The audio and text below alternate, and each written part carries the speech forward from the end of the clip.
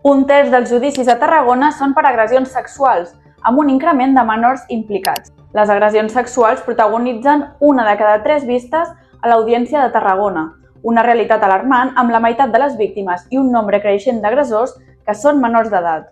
És un creixement sostingut. No creiem perquè hi hagi més delictes, sinó perquè hi ha més denúncies. Això també ho hem comprovat amb el Barnahus, no?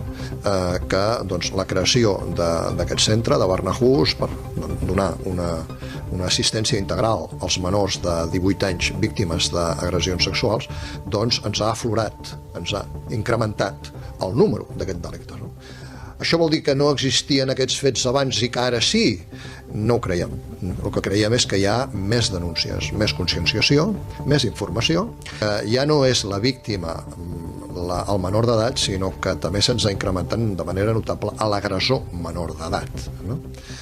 El jutjat de menors de Tarragona, que per cert és el jutjat de menors de tot Catalunya que té més volum d'entrada, alguns experts, i jo no ho soc, parlen d'una utilització molt generalitzada i molt inadequada de pornografia.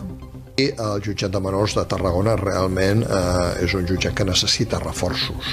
Jo sóc totalment partidari de protegir a la víctima i, per tant, enviar-la a jutjats especialitzats. A Tarragona tenim 3 jutjats especialitzats en violència, que és Reus, que és Tarragona i que és Vendrell. Aquests 3 jutjats haurien de portar el que és la violència, al meu entendre, la violència de tot el Camp de Tarragona. Diferent és Terres de l'Ebre, perquè estem parlant de...